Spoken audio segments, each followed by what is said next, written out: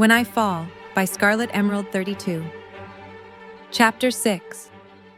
All right, Maggie and I cooked. Who's cleaning up? Carol called down the table as they finished their meal. I gotcha. Abraham stood up and began to collect plates. Who's helping me? 'Cause I ain't clearing and washing all this myself. I'll help you clear. Rick handed Judith to Michonne and began to grab dishes along with him. I'm happy to wash. You want to dry for me? Talisa looked at Morgan, who was sitting next to her. I'd be happy to. He stood to follow her into the kitchen, where she filled the sink with water, and then began to wash the dishes, handing each one to Morgan, who dried it and set it on the rack next to him. So how are you feeling about Alexandria? He smirked slightly at the question and shook his head. Not really sure yet. When you've been out there, as long as I was, people take some getting used to again. I had too much time with my own thoughts. It's hard to learn how to be present. Oh, I know. I was alone for almost 6 months before I came here. I lost my husband, JP, and for a while, I didn't see much point in going on. I was basically existing. Morgan looked over at her in surprise, the plate he was drying hanging limply in his hand. Like you couldn't muster the energy to care about anything, but somehow your body just kept on going without you. Yes, exactly. He went back to drying the dishes and didn't speak for a few minutes. I got that way too. Not when my wife died. I wanted to, but I had my son. I had to be strong for him. But then, when he was gone too. I'm so sorry, Morgan. Talisa put a hand on his shoulder. He nodded but didn't speak or look at her. He took a deep breath to compose himself before he continued. I just got lost. You know, I was so angry and hopeless, and I just got lost. I do know, Morgan. Do you mind if I ask you what brought you back? He chuckled slightly and wiped the back of his hand across his face as he continued drying. It was Rick to start with. He found me again. Well, I guess the first time it was more like me and Dwayne, that was my son, found him.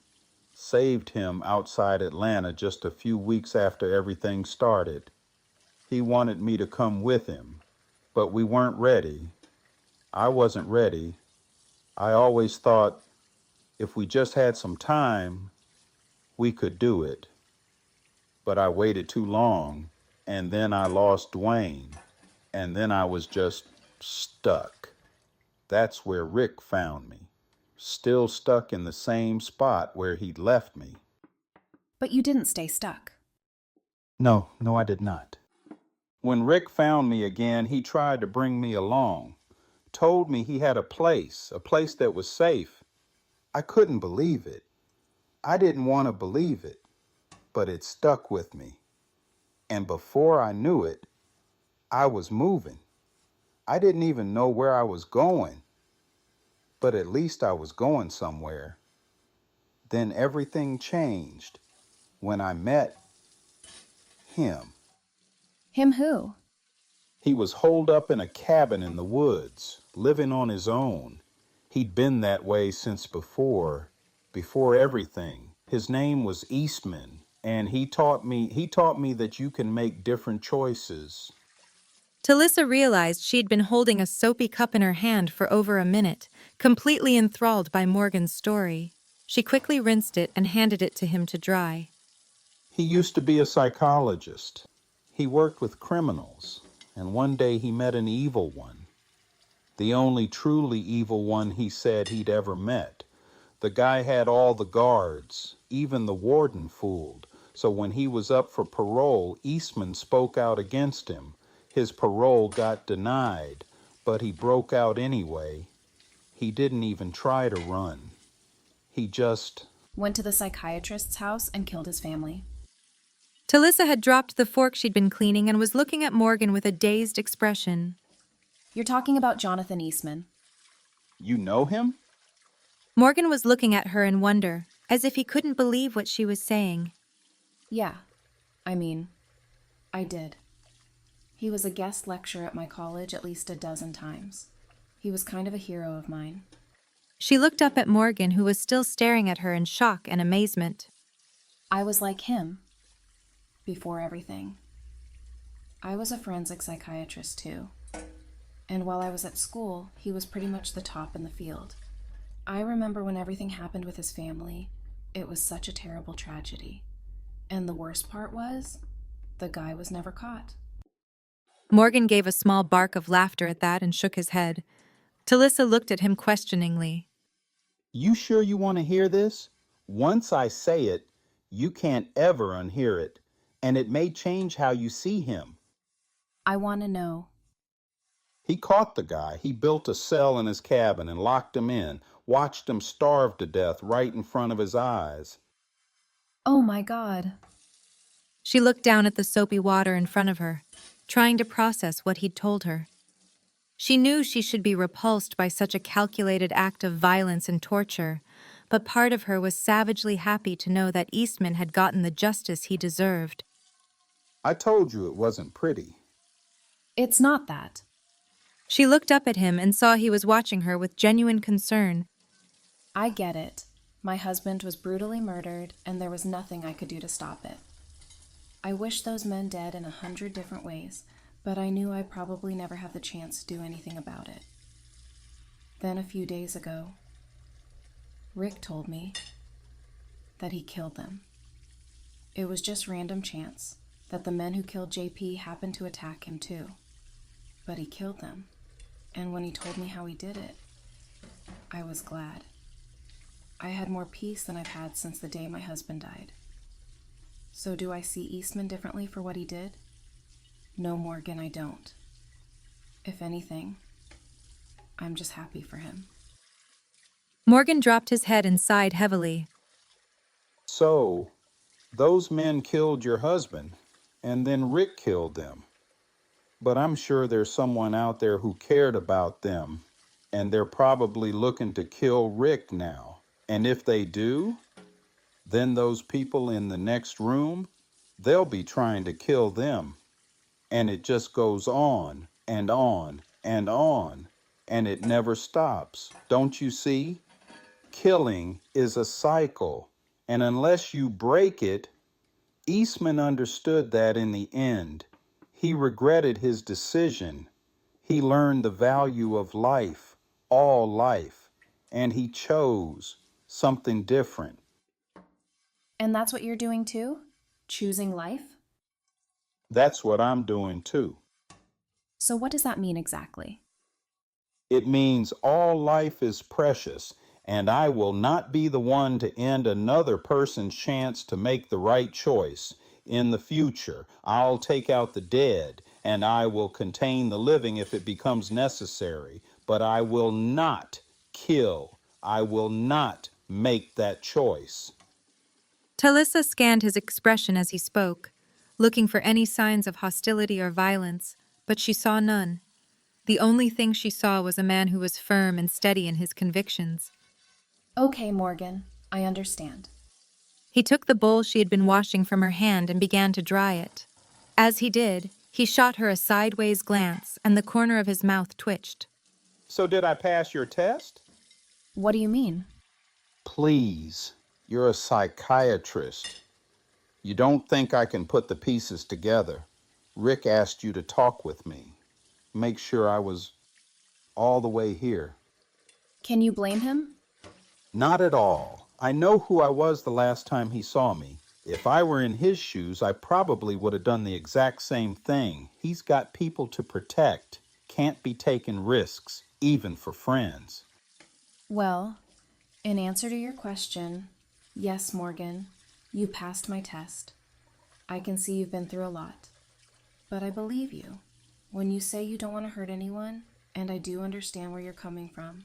It's admirable, but it's a lot easier to say than it may be to do when it comes right down to it. I understand that. I truly do, but I have to try. Talisa nodded in understanding and gave his arm one more squeeze before walking over and pulling the overflowing bag from the trash can next to the door. We're back in civilization now, which means somebody's got to take out the trash. He chuckled appreciatively as she headed for the back door and walked down the short path that led to the dumpsters in the alley. On the way back, she realized someone was standing on the back porch. She couldn't make out the shadowy figure, but the telltale dull red glow of a cigarette gave her the answer. How's it going, Daryl? It's going. Alrighty then. She turned to head back inside, but Daryl spoke again. So, Rick and Carol say you're cool. High praise from those two. They said you had our back. All us new people, when everything went down. Is that true? I did my best. For whatever it's worth, I think you guys are really special, what you've built together, and I think this place could really use some people like you. Daryl didn't answer. He took a long drag of his cigarette and then flicked it down against the cement slab of the porch and stomped it out. Rick thinks we should stop going out and looking for new people. Says he's gonna tell Deanna that. And what do you think? Daryl looked up and met her eye for the first time. She noticed that under all the wild hair and gruff demeanor, there was something kind and gentle in his eyes. She hadn't expected that. Think if Deanna had had that attitude before, we wouldn't be here talking right now, would we? And this place would be a whole lot worse off for it. So maybe you should tell Rick that. Yeah, maybe I should. They stood on the porch together, looking out into the darkness for a few minutes. Daryl lit another cigarette and took another drag, and Talisa looked over at him. So you think maybe you could teach me how to shoot that crossbow of yours? Seems like one of the more practical weapons. Got long-range capabilities like a gun, but it's silent. With added bonus that you can retrieve your arrows and conserve ammo. Crossbow's mine. I don't let other people touch it if I can help it. Fair enough? I'll keep an eye out. If I find another one, it's yours. And I'll show you the ropes. Thanks, Daryl. I appreciate it. He sighed and snuffed out his second cigarette. It's getting cold out here. You should probably head inside. She smirked slightly. He'd caught her off guard with his sweet, genuine nature. Okay, I'll see you later, Daryl. Yeah, see ya. He put his hands in his pockets and walked down out into the dark. Aw, damn it. I knew I was missing something. Carol looked around the counter in annoyance. What are you missing? Talisa asked from her spot perched on the counter next to her. I forgot the lard. Trust me. You haven't tasted pie crust until you've tasted it with lard. I don't know what's more frightening. The fact that you're using the Susie homemaker. I wouldn't hurt a fly persona to be a secret double agent getting intel on everyone. Or the fact that you're actually really good at it. Well, for a very long time, it wasn't a cover. I was the timid little housewife for most of my life. I never stood up for myself, even when everyone told me I should. I didn't even stand up for my daughter. My husband was, well, let's just say I didn't have any tears left to cry when the walker got him in the end. I can't even imagine you being like that. You're just so in control. Carol chuckled and shook her head. I'm in control because I have to be. Because I can't go back to being the person I was before. I won't. She shot Talisa a look that clearly said she was finished with that particular topic of conversation, so she took the hint and pivoted. Did you take lunch out to the worksite today? Yes, I did. And how's it going? Could be better, could be worse. Got a few walkers out there today, and Rick tried to get your people to take care of it. Did they? Carol gave her a pointed look. What do you think? It's going to take time. They've been behind these walls for a long time. I'm sure you weren't an expert the first time you killed one. No, I definitely wasn't. Carol wiped her hands on her apron and reached for the mixing bowl. You think you could run over to the pantry and grab me that lard so I can finish this pie? I think I could manage that. Talisa hopped off the counter and headed out the door. She came into the pantry from the back door and looked around. Olivia was nowhere to be found. She was about to call her name when she realized she heard low voices coming from the front room. She took a step towards the hallway when suddenly there was a loud crash and she heard raised voices. Carter, what are you doing? He heard us! Talisa ran for the hallway. When she reached the doorway, She saw Eugene sprawled on the floor and Carter standing over him with a gun leveled at his head. What the hell are you doing? Carter jumped violently, pointing the gun in her direction and pulling the trigger on instinct. The gunshot echoed through the empty hallway, and she ducked as the wooden edge of the doorframe exploded into splinters next to her head. Carter, what the hell is wrong with... Olivia began saying from the doorway behind him, but her words were cut off as Eugene let out a roar of anger and launched himself off the floor, catching Carter in the stomach and slamming him back into the wall. The gun clattered to the floor as Eugene, who was the bigger man, pinned Carter to the wall with his forearm pressed against his windpipe. You almost killed her. What the hell is going on in here? Rick and Daryl were standing in the now open doorway. Daryl moved quickly and pulled Eugene off of Carter, holding him back as he continued to glare at him. I asked a question. Rick looked from Carter to Eugene and then to Talisa at the end of the hall. Don't look at me. I just wanted to get lard, and they started yelling. I came in to see what was going on and almost got shot. Rick looked back at Carter. You tried to shoot her? It was a misunderstanding. That is categorical bullshit. He aimed the gun at Talisa because she was coming to my aid. I was in here collecting supplies and overheard their conversation.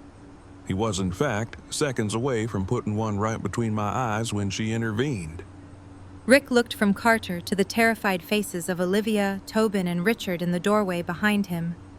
All right, so I'll ask again. What the hell was going on in here? The four of them looked at each other uncertainly, but it was Carter who finally spoke. I'm taking this place back from you. Rick looked at him in disbelief for a moment. That's what you were talking about in here? That's what he was talking about. Olivia shot a furtive look at Carter. Rick shook his head and sighed. He chuckled slightly as he looked back up at Carter. See, I would have set up some lookouts. That would have been the smart thing to do. He looked over at Talisa. You good? Yeah, I'm good. Good. Quicker than she would have thought possible, Rick lunged. He twisted Carter's arm behind his back, forcing him to the ground and pressed his revolver to the back of his head. Olivia screamed, but other than that, no one moved. You really think you're going to take this community from us? From me? From Daryl? Do you have any idea who you're talking to right now? It was just me. Carter stuttered as his whole body trembled violently. What did you say? I said it was just me. They didn't say anything. If you have to do it, just do it to me. Rick. He didn't respond to her or even acknowledge that she was there. Rick. Daryl repeated more forcefully, and he looked up. Something shifted in his face, as if he'd just registered where he was. I'm good. He holstered his gun and let go of Carter, who collapsed in a pile on the floor. He stepped past him and moved to stand next to Daryl and Eugene. You can try and work with us. And you can try to survive. Will you do that? The four of them nodded quickly, and Tobin helped Carter to his feet as they all scurried back into the pantry in the back of the house. Rick turned to Talisa. You sure you're all right? I'm fine. The bullet didn't get anywhere near me. He's a lousy shot. Rick chuckled appreciatively. You're bleeding. Talisa put a hand to her temple and winced slightly. She pulled her fingers back and saw red. Probably got nicked by a splinter of wood when the bullet hit the doorframe. It's not bad, I can tell. I'll have Denise patch me up when I get back to the office.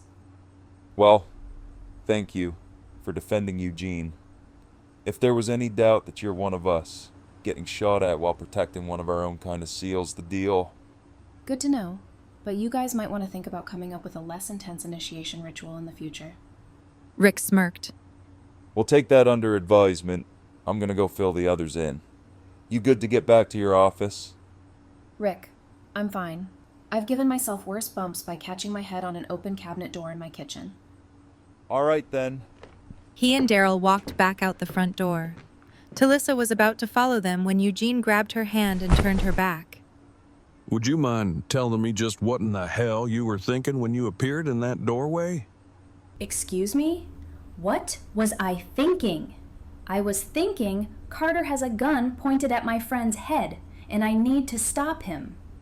And your brilliant plan to stop him was to shout at the man holding the aforementioned loaded gun? You couldn't pause to parcel through the myriad of ways that was a terrible idea? I didn't have time to pause and parcel through anything. He was going to shoot you. And instead, he attempted to shoot you, and very nearly succeeded. For a brief moment, I very truly believed that he had. You have to promise me you will never do anything like that again. My life is not worth a proverbial hill of beans when put in the context of yours, and all the invaluable things you do for this community. Talisa looked at him in surprise. She realized how sincere he was being, and how truly afraid he'd actually been. She took a step towards him and reached out, tentatively taking his hand. I'm sorry I scared you. But Eugene, I hate to break it to you. I'm afraid that's a promise I'm not going to be able to keep. I'm not going to stand by if I see someone I care about in danger. It's not who I am. And as far as the other part, about my life being worth more, She looked up at him, and he held her gaze. I have to say that I wholly and entirely disagree. They stood there for a moment, neither looking away, and suddenly Talisa realized there was something happening between them. Her heartbeat quickened slightly, and she could tell from his expression she wasn't alone in what she was feeling.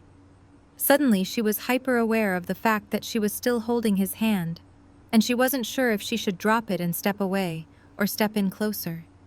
She looked at his face, hoping for some sign of what he was thinking, but she saw only her own confusion and apprehension mirrored back as he swallowed hard and took a deep breath, as if steeling himself to say something. Hey, is everything okay? We thought we heard gunshots. Glenn stuck his head in the open door, and Eugene dropped her hand immediately, turning towards him. Everything's fine. There was a minor incident, but Rick intervened and it's been resolved. I'm sure he'd be more than happy to fill you in at your leisure. Okay, sounds good. Glenn slowly looked back and forth between the two of them. You guys sure you're good? We're fine. I gotta get back to work. I'll talk to you guys later. She stepped around Eugene and walked out the door without another word. It was a few days later, and Talisa found herself standing next to Maggie by the gate as the teams lined up to head out for the mission. Rick stood by the head car and looked around at the assembled group. We've been working together these last few days, working to make sure we were ready, to make sure we could execute this plan. Well, the time has come, and I know that we can make this work. If we stick to the plan, by the end of the day, we can say we took the first real step towards making a better, more secure future for this place, and we can say we did it together. So let's roll out. Everyone moved to their respective cars in groups as the gates were opened. Talisa saw Rosita grab Abraham and give him a firm kiss before he got into the car with Sasha. Take care of yourself out there. I always do. He opened the door and slid into the seat. Glenn came over and kissed Maggie as well. You watch your back out there. Maggie shot a glance in Nicholas's direction. I will, I promise. I love you. I love you too. He joined his group and headed for the gate. As they closed behind them, Maggie turned to Talisa and pulled a small package out of her pocket. Heath showed me these yesterday. He found a whole bunch of them in a feed store a couple miles out. We've got tomatoes, green beans, strawberries, peppers, everything we need to start our very own garden. I'm thinking about taking Deanna out to that open field we talked about. Start tilling the ground with her. She needs to feel connected again, and the people need to see her connecting again, you know? Yeah, I think it's a good idea. Just pace yourself, okay? Neither of you needs to be overexerting yourselves right now. Maggie looked up at her sharply, and Talisa gave her a slight smirk. How'd you know? I didn't officially, but I guess you kinda just confirmed it.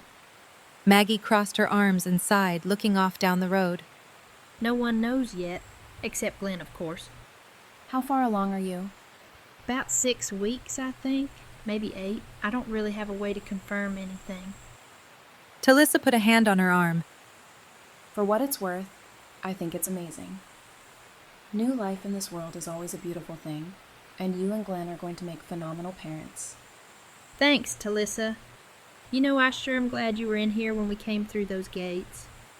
I'm glad I was too. Maggie walked back down the road towards Deanna's house, and Talisa turned to head back towards her office. As she walked, she heard footsteps and looked up to see Eugene falling into step beside her. Have you heard the ridiculous plan that has been proposed for the building the clock tower occupies? It had been several days since their confusing moment in the pantry, and being that neither of them seemed to be inclined to bring it up, Talisa had decided to treat it as a momentary fluke and continue with their friendship as if nothing had happened. So far, it seemed Eugene was on the same page, as things had gone back to status quo between them. You mean the church? He rolled his eyes. An absolute ridiculous use of a perfectly good space. Aw, come on, Eugene. I always figured you weren't much of a religion guy, but it doesn't hurt to let the people who do believe have something to hold on to. I have no qualms with their practicing of religion.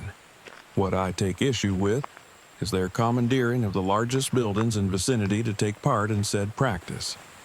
That building could be put to a plethora of better uses. It would be an ideal location for a lab or community center, and would also make quite the kick-ass game room, just to name a few. Maybe we could agree to a shared space. We'll let them use it for Sunday service, as long as they don't mind that we keep our Street Fighter and Donkey Kong arcade games against the back wall. You joke, but I don't see why that wouldn't be an entirely reasonable compromise. I know you don't, Eugene. That's part of your charm. Talisa gave him a wink as she headed up the stairs into her office. She walked up the stairs just as Denise was coming down them. She almost bumped into her as she had her face inches from the pages of a large medical journal, reading as she walked. Heads up, Denise. Oh, sorry. I'm almost done with this book on the circulatory system. I'm on my way over to Pete's office to grab the one on cardiovascular diseases next. You mean your office? Denise shook her head vigorously. No, I definitely do not mean that. I still can't believe you're sticking me with this. You're just as much of a doctor as I am. You went to med school too. Why am I the one having to try and figure this stuff out? Because you did 4 years of surgical study before you switched to psychology.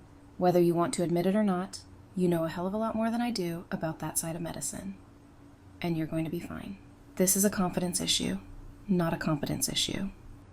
Are you seriously trying to boost my morale with cheesy one-liners that sound like they came off of inspirational posters? Maybe. Is it working? No.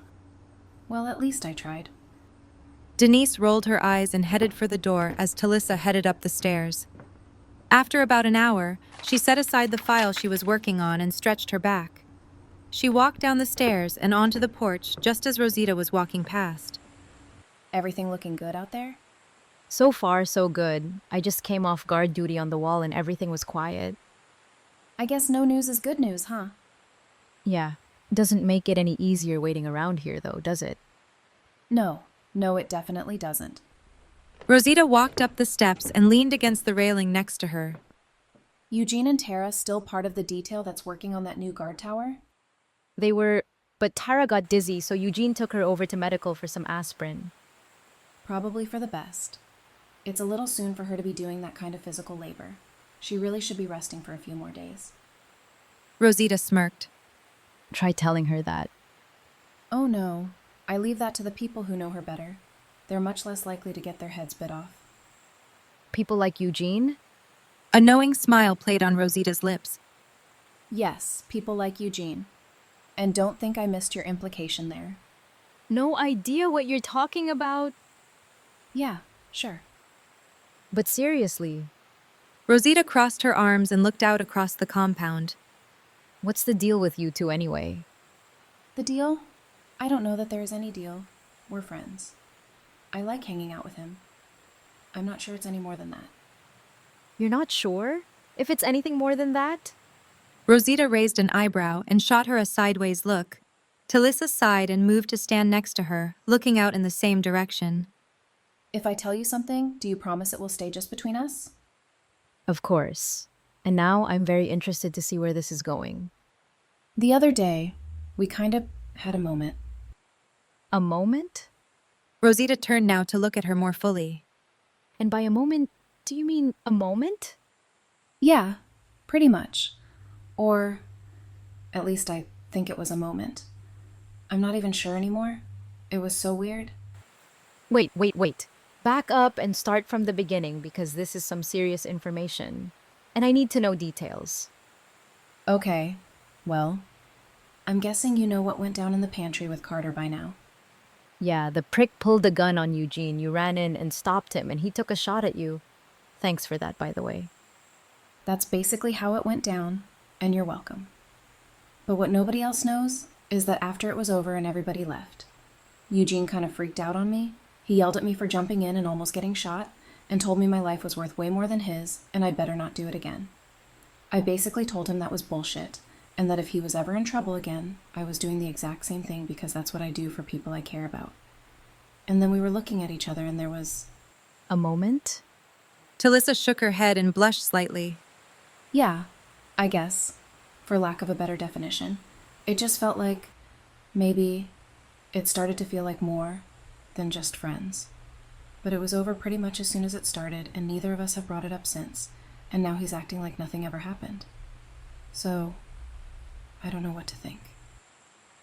Damn, so you actually like him. Like you like him. Like him. We've been kind of joking about it for a while, but I gotta be honest, I never really thought it was true. I don't know if I like him. It's really complicated. This isn't a place I ever thought I'd find myself in again. When I met my husband, he was just it for me, you know? I was completely sure I would never love anyone else the way I loved him, and I loved him like that every single day until he was taken from me. He was the love of my life, and I don't really know what moving on from that looks like. I don't even know if I want to. Rosita gave her a sympathetic smile, and then sighed slightly as she turned, leaning her elbows against the porch railing and looking out across the street. You know, I've seen a lot of loss since everything started. A lot of pain and a lot of ugliness. But every once in a while, there are good things too. And one thing I've learned is that the way you love someone doesn't change even when they're gone. They're still with you. But sometimes you can learn how to hold on to them and still make room for someone else. You said you'll never love someone the way you loved your husband again. And that's okay, but that doesn't mean you can't learn to love someone else in a different way. He was the love of your life before. Don't you think he'd want you to be able to find a love of this new life too? Talisa was quiet for a while. She watched the other residents of Alexandria milling around the street as she thought about Rosita's words. They hit a little closer to home than she felt like she was willing to admit, but she also realized there wasn't much point in denying them after what she'd just shared. She sighed heavily. Yeah, he would. She shot Rosita a playful glare. That doesn't necessarily mean it's Eugene, though, you know. Rosita smiled and opened her mouth to respond, but her words were cut off as a scream ripped through the air. When I Fall is a work of fiction based on AMC's The Walking Dead. Any characters not created by the author are the property of said company.